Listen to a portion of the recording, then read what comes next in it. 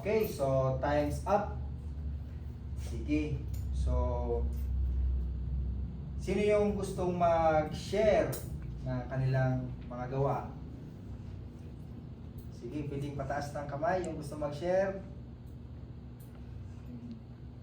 Ay, okay, Cindy and yan, okay. So, siguro mauuna si Cindy.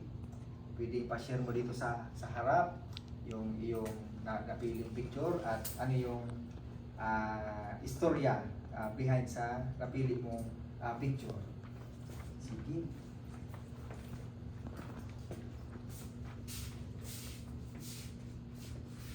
So, ito po yung napili ko pong larawan. Ito po yung napili kong larawan kasi kung mapapansin natin, kahit iba yung color niya, is confident siya na kuhaan ng larawan. And nagustuhan ko yun kasi, di ba minsan, kapag tayo may something na hindi natin gusto sa ating sarili, is hindi tayo parang confident na magpakuha ng larawan. Pero siya, naging confident siya and mas nailabas yung tunay na ganda niya. Yun lang. Sige, salamat Cindy. So, sa'yo naman Jerry, ano yung gusto mong sabihin about o ikwento about sa picture na napili mo?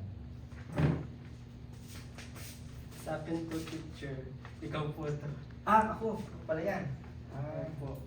Kasi po, nakalagay po dito na si teacher ay mabait at magaling magturo. Naka-block po siya Salamat, dito. Salamat Jerry. No.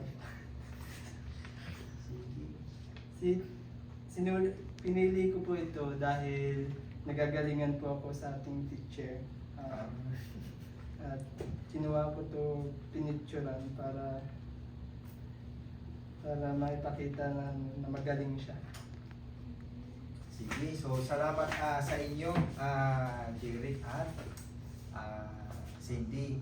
Sige, so sino yung may gustong itanong about sa naging lesson natin? Wala man. So, naging klaro man, grade 6 pupil, yung about sa topic natin na photography. Yes po. Sige. So, sa pagtatapos natin, so, gusto kong mag-picture tayo. Yan, okay lang tayo. Sige, so dito ako sa sa may gitna. Yan, sige. Tapos, ipapakita niyo yung gawa niyo. Yan, itatas niyo lang, ganyan. Yan.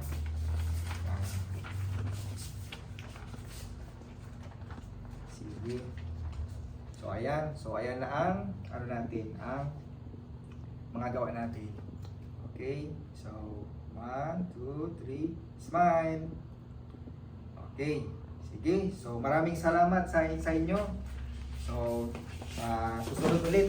So, sa susunod pala, si teacher